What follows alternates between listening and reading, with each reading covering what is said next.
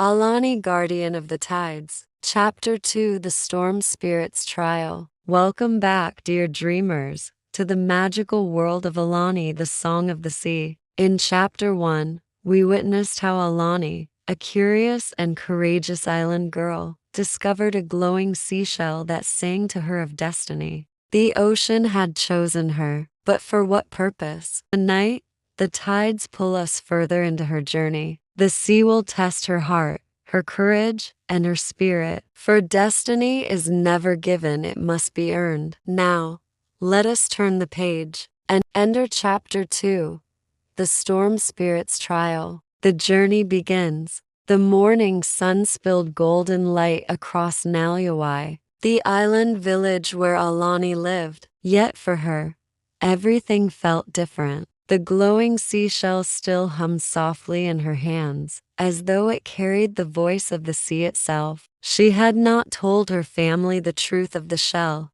How could she explain it? That the ocean had spoken her name? That it had chosen her, a simple island girl who had never sailed beyond the reef? Still, her heart whispered, "This is the beginning." Ailani went to the shore and gazed out at the endless horizon. For generations, her people had feared leaving the safety of the reefs. They believed storms beyond the reef were curses, punishments from the spirits. But Ailani felt no fear now, only wonder. And then it came. The wind shifted. The sky darkened, though the sun still hung high. The ocean waves rose as if stirred by unseen hands. The glowing shell burned brighter. Its voice was clearer now. "Ailani, to sail the seas, you must prove yourself. The storm spirit awaits." The trial begins. A great roar thundered across the horizon. From the clouds,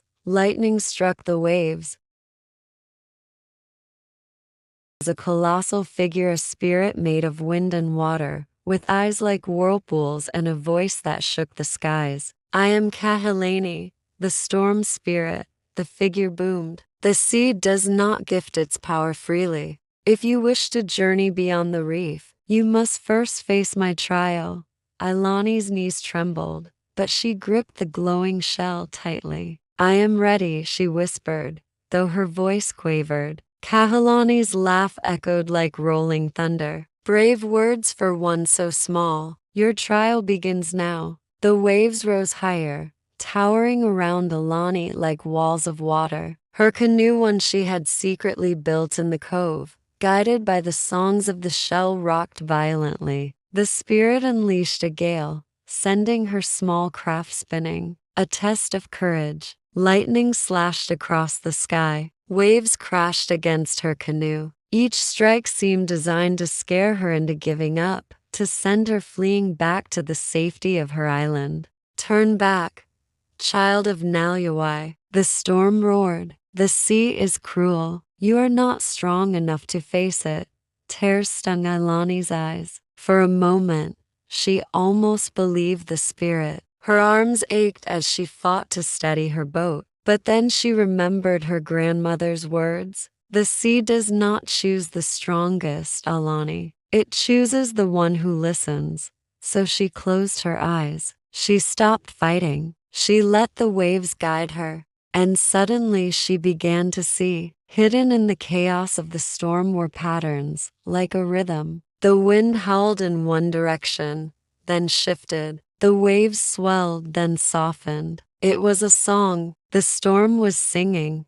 The song of the storm. Ailani hummed softly, then sang. At first her voice was fragile against the roar of thunder, but slowly it grew stronger. The glowing shell pulsed with each note, weaving her melody with the storms. The spirit paused. The lightning slowed. The wind softened. "You can hear me?" Ailani's voice was no longer booming, but curious. Ailani nodded. "You are not only anger, you are music too. The ocean speaks through you."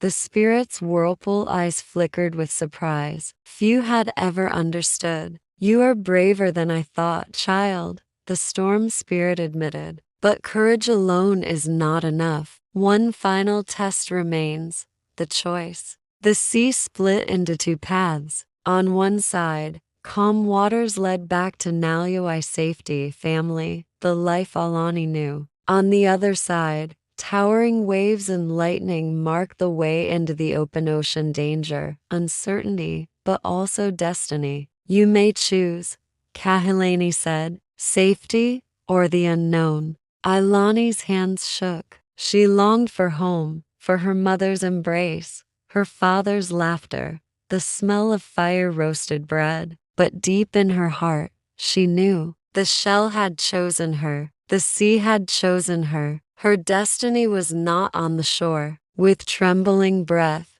she pushed her canoe toward the storm. Lightning flashed. The storm howled. But as she sailed into the fury, the waves parted, guiding her through. The storm spirit's voice rumbled softly. Then the ocean accepts you. The storm dissolved into stars. The sea lay calm once more. Exhausted, Ailani collapsed in her canoe, clutching the glowing shell. But as her eyes closed, a shadow moved beneath the water. Two glowing eyes watched her from the deep eyes, not of a friend, but of a foe. The ocean had accepted her, but something darker had awakened. To be continued.